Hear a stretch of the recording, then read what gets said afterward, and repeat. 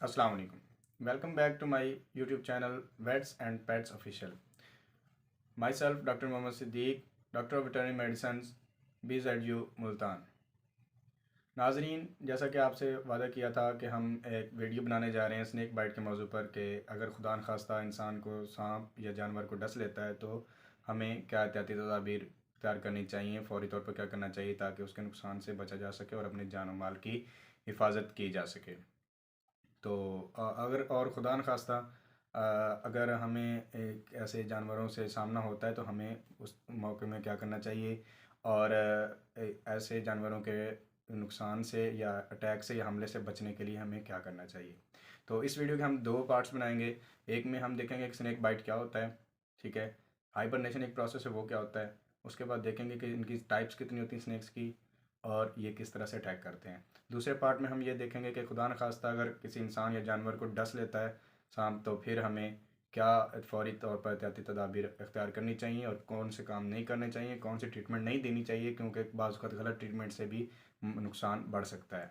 और उसके बाद हम देखेंगे कि जब सांप डसता है तो फ़ौरन कौन सी अलामात ज़ाहिर होती हैं। तो ये सब कुछ हम देखेंगे। पहले हम वीडियो स्टार्ट करते पहला पार्ट स्टार्ट करते हैं। तो स्नेक बाइट क्या है? Snake bite is a process in which snake inject its venom into its victim. ठीक है, कि सांप अपने फैंग्स के थ्रू, फैंग्स उसके दांत होते हैं जिनके थ्रू वो अपना जहर इंसान या जानवर के अंदर वो इंजेक्ट करता है। ठीक है, तो इसका हम देखें कि हाइबरनेशन हाइबरनेशन एक प्रोसेस होता है जिस प्रोसेस में कुछ जानवर ऐसे हैं जो साल के एक मखसूस हिस्से दौरानिए में सख्त सर्दी के मौसम में अपने आप को इनएक्टिव कर लेते हैं। ये दौरानियाँ सिर्फ उन सांपों के लिए जो असली सांप हैं। अब वैसे जो इंसानी शक्ल में सांप हैं आजकल वो तो पूरा साल एक्टिव रहते हैं इंसान दूसरे को नुकसान पहुंचाने के लिए, उनकी बात नहीं कर रहा। तो अब देखें कि ये सांप या दूसरे छिपकली है, बिच्छू है, इस तरह के काफ़ी सारे जानवर हैं जो अपने आप को सख्त सख्त सर्दी के मौसम में छुपा लेते हैं और अपने आप की हरकत को रोक लेते हैं और अपनी एनर्जी को स्टोर कर लेते हैं। तो जब मौसम ठीक होता है तो फिर बाहर आ जाते हैं। तो तकरीबन अप्रैल के महीने में ये फिर बाहर निकलना शुरू होते हैं और आपने देखा होगा कि सर्दियों में इनको इतना आपने नहीं देखा बाहर कभी। ठीक है, तो अब गर्मियाँ आने वाली हैं तो इसलिए मैंने कहा कि ये वीडियो बहुत ज़रूरी है क्योंकि गर्मियों में ये जानवर बहुत एक्टिव होते हैं और नुकसान पहुंचाते हैं। तो हो सकता है कि मेरे इस वीडियो से आपको कुछ फ़ायदा हो और आप एहतियाती तदाबीर इख्तियार करके इनके नुकसान से अपने जान माल को बचा सकें। ठीक है, अब देखते हैं कि सांप कितनी किस्म के होते हैं। सांप ब्रॉडली स्पीकिंग दो किस्म के होते हैं, वेनमस और नॉन वेनमस। वेनमस क्या होते हैं? वेनमस कहते हैं जहरीले जानवरों को, जहरीले जो होते हैं सांप। ठीक है, अब इनमें जहरीले सांप कौन कौन से हैं? जहरीलों में दो किस्में आती हैं। ठीक है, और नॉन जो वेनमस हैं वो जहरीले नहीं होते, अगर डस लेते हैं तो जानी नुकसान होने का ख़तरा नहीं होता। नॉन वेनमस में आते हैं रफ ग्रीन स्नेक्स, ठीक है, कॉमन गार्टर्स आते हैं, उसके बाद मिल्क स्नेक्स आते हैं, उसके बाद वेस्टर्न जो हैं रिबन्स वो आते हैं। ठीक है, अब वेनमस में जो है दो टाइप्स हैं, एलापाइंस और वाइपराइंस। वाइपराइंस जो होते हैं वो कम जहरीले होते हैं निस्बतन, और जो होते हैं एलापाइंस वो बहुत ज़्यादा जहरीले होते हैं। इवन के थोड़ा सा भी उनका जहर अगर किसी में चला जाए तो वो फ़ौरन मर सकता है। ठीक है, अब एलापाइंस में कोबरा आता है, कोरल्स आते हैं, ठीक है, और उसके बाद मम्बाज आते हैं। और वाइप्राइंस जो हैं, वाइप्राइंस में आ जाते हैं रसल्स, उसके बाद आते हैं पिट वाइपर्स, और उसके बाद आते हैं पफ एडर्स और यूरोपियन एडर्स। ठीक है, अब देखें कि उसके बाद आ जाता है जो एलापाइंस होते हैं। एलापाइंस में दो किस्म के जहर होते हैं, न्यूरोटॉक्सिन्स और हिमोलाइसेंस।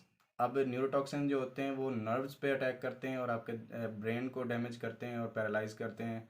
और जो है हिमोलाइसेंस है वो आपके ब्लड सेल्स को ब्रेक डाउन करते हैं, हिमोलाइसिस का बायस बनते हैं। जबकि वाइप्राइंस में सिर्फ न्यूरोटॉक्सिन होते हैं और वो पैरालिसिस का बायस बनते हैं। ठीक है, अब दूसरा हम देखेंगे कि ये जो होते हैं इनका शक्ल और सूरत वो आपको पिक्चर्स में दिखा दिया गया है। ठीक है, अब उसके बाद देखेंगे कि ये जानवर अटैक क्यों करते हैं। दो वजूहत होती हैं, एक ऑफेंसिव बाइट होता है, एक डिफेंसिव बाइट होता है। ऑफेंसिव बाइट होता है कि आप जानवर गुस्से में आ जाता है, अगर उसको छेड़ा जाए या तंग किया जाए तो वो गुस्से में आ जाता है और अटैक करता है, और ये ऑफेंसिव बाइट जो होता है वो सबसे ज़्यादा खतरनाक होता है। जो डिफेंसिव बाइट होता है वो होता है कि अपने आप को महफूज रखने के लिए, बचाने के लिए, अगर उसको लगता है कि उसको कोई अटैक करेगा, उसको मारेगा, तो वो अपने आप को बचाने के लिए वो जो बाइट करता है वो डिफेंसिव बाइट होता है। ठीक है, अब इन बाइट्स के बचने के लिए सांप से अब आते हैं इस तरफ के सांप के अटैक से बचा कैसे जा सकता है ज़्यादा से ज़्यादा, तो हमें वो ये दर्ज जो है ना तदबीर हासिल करनी चाहिए।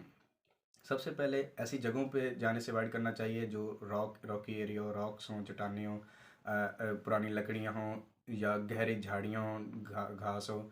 तो ऐसी जगह से अपने आप को जाने से गुरेज करें और अपने जानवरों को चराने से भी गुरेज करें।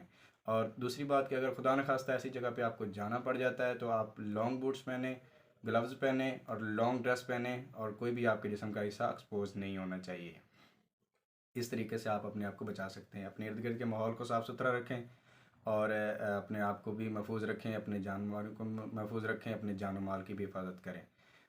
उम्मीद है कि ये वीडियो आपके लिए बहुत फ़ायदेमंद साबित हुई होगी, आपको इससे फ़ायदा हुआ होगा। अगर आपको इससे कुछ फ़ायदा हुआ है तो काइंडली इसको चैनल को सब्सक्राइब कर लें, लाइक भी कर लें और अपने दोस्तों में शेयर करें ताकि सबका फ़ायदा हो सके। और बेल आइकन को प्रेस कर लें ताकि हम जो नेक्स्ट इसका पार्ट बनाने जा रहे हैं कि अगर सांप डस लेता है तो क्या करना चाहिए और क्या क्या काम नहीं करने चाहिए और कौन सी मेडिकेशन इस्तेमाल करनी चाहिए, वो भी आप तक फौरी पहुंच सके और आपको हो सकता है उसका बहुत ज़्यादा फ़ायदा हो सके और किसी का आप ऐसे हादसे से महफूज रह सकें। आज के लिए इतना ही काफ़ी। मुझे दुआ में याद रखिएगा, अपना बहुत सारा ख्याल रखिएगा।